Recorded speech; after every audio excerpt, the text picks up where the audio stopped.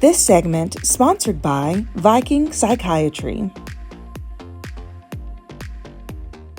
It is Tuesday, so welcome back to Mental Health Matters. And I am speaking with Sean Goddard, who is over Viking Psychiatry, as he provides us with really great mental health information and solutions. Hello, good morning. Good morning. So good to see you again. You as well. Okay, so over the last couple of weeks, we dove into depression. Such a huge topic that so many people are facing on a day-to-day basis with themselves and also within their family. And so we talked about the basics, we talked about treatment. Today, let's talk about depression in adolescents. Okay, our kids are getting hit across the board with so many things that could really affect their mood, and they do fall into depression. So let's start off, share with me what you're seeing. As you see your patients, what are you seeing in kids right now?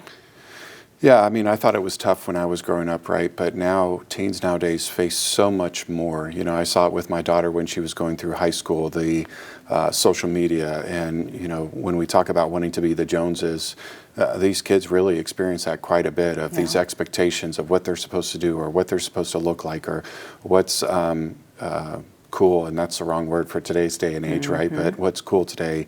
And there's a lot of pressure there that goes along with it. And do you fit inside what's normal? And who's defining what's normal? And so there's a lot of additional pressure there. On top of that, you know, I remember when I was that age, it was common for you to go to school, then you go home, you have a snack, right?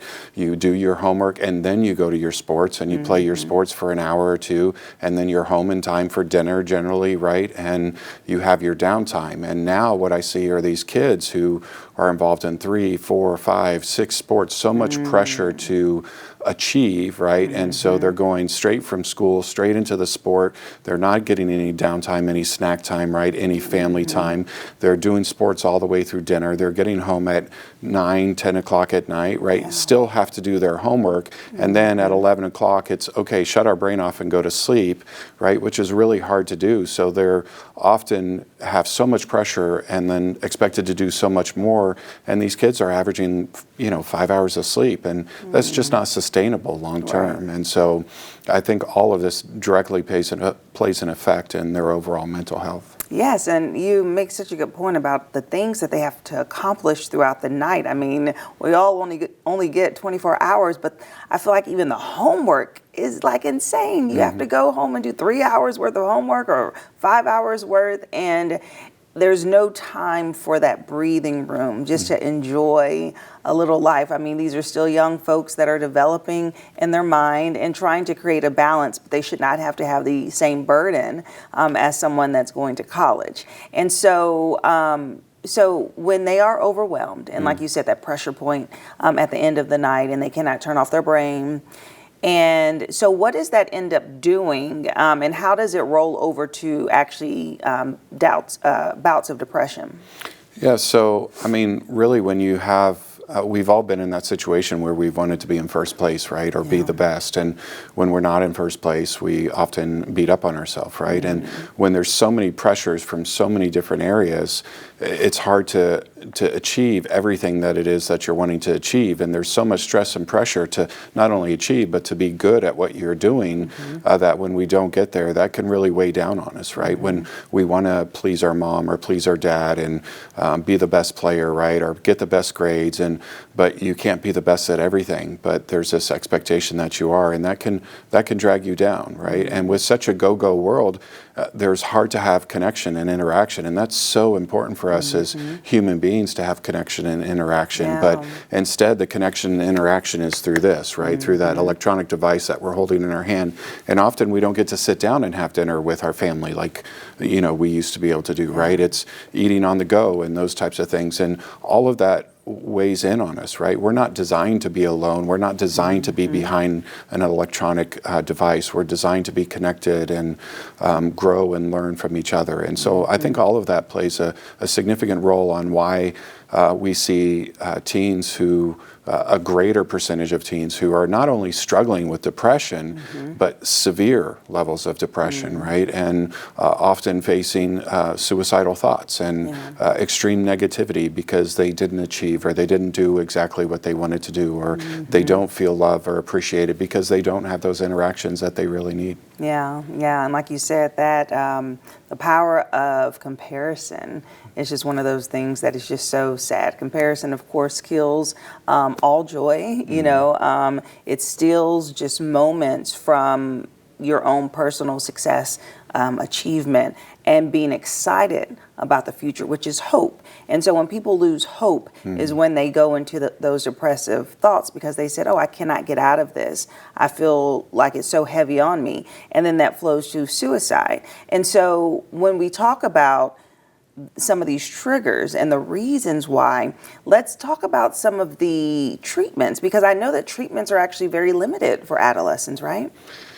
Yeah, regretfully, when it, typically first-line treatment should typically look at therapy, right? Assuming the level of stability of the client, looking at therapy and getting out there and being able to talk and make a connection and understand the stress and the pressures and the emotions that you're feeling, right? And normalizing feelings, right? Because the problem is when people are struggling, when teens are struggling, a lot of times they feel abnormal and they feel like their thoughts are wrong, right? Maybe because of the way they were brought up. And so letting them understand that it's okay to feel the way that they're feeling, help them understand that and help guide them forward. And so therapy is one of the main options here in Fort Wayne.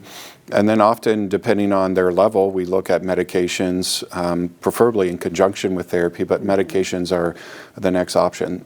The concern there is there's so many limitations. So many medications are only approved for the ages 18 and above.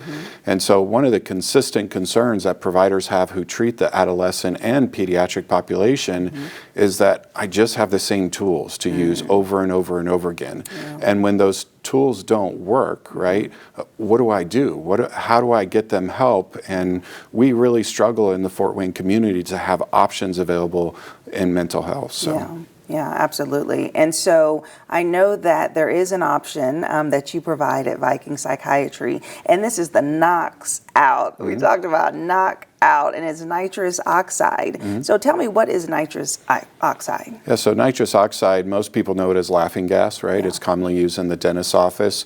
It's also being used in ERs and on ambulances. So for example, a kid needs an IV in the ER, and we get really excited when somebody comes with a needle, and so they'll use it to calm them down. Or let's say somebody's in a car accident and they're trapped and they have to cut them out. They'll use nitrous oxide to help them relax while that is processing and they get them out of the vehicle, right? And so what we have found, there have been some studies ongoing in using nitrous oxide, more specifically a split of nitrous oxide and oxygen, 50-50, used as a inhaled treatment for 30 to 60 minutes.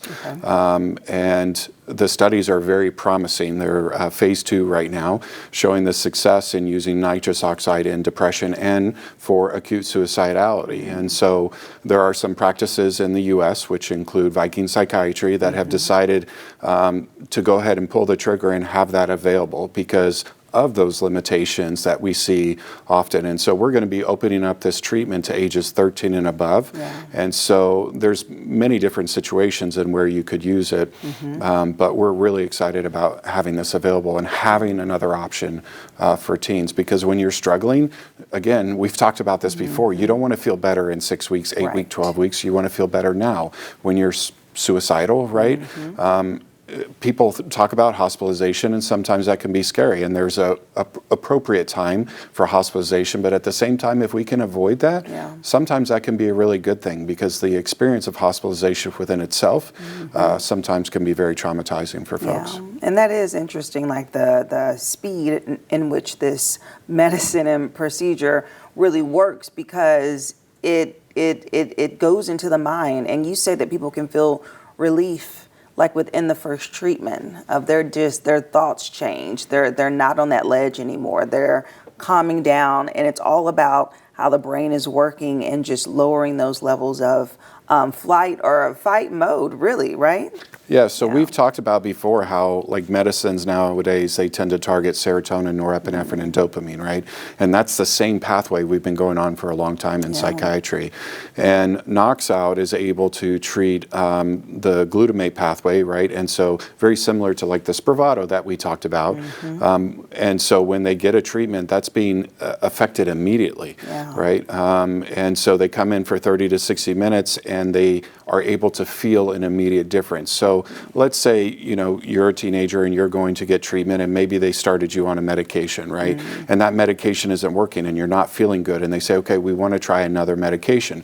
Well, that switch can be very hard, right? Even the first time you're put on a medication can be hard. And to tell that teen, you have to wait 8 to 12 weeks to feel better. So this is where knocks out comes into play, right? Because we start that initiation, you come to our practice and you do a treatment once a week for 4 weeks. And what the studies have shown is it causes a not long lasting, but an immediate elevation in mood and decrease in anxiety and stress levels. We do something called the DAS-21 when we do these scores, and we're able to see these sudden significant drops in stress and anxiety and depression, right, while that new medication is taking its time to take effect. And so we're able to support those people, help improve mood instantaneously, hopefully, and potentially prevent hospitalization as well. Yeah, I love this. It's kind of like the ambulance of treatment for the mental health, because instead of that long term, like you said, the hospitalization, the process of like a long surgery, for example, you're able to put them in the ambulance immediately and stabilize them on site. And that is really cool. And it's so cool to learn that there are these innovations that's out there and that it's available right here in Fort Wayne. Okay, awesome. Well, thank you so much for sharing today, Sean. Absolutely. I appreciate being here again. Yes. And if you'd like more information about Viking Psychiatry, we'll have their website listed below, and I'll see you after the break. This segment sponsored by Viking Psychiatry.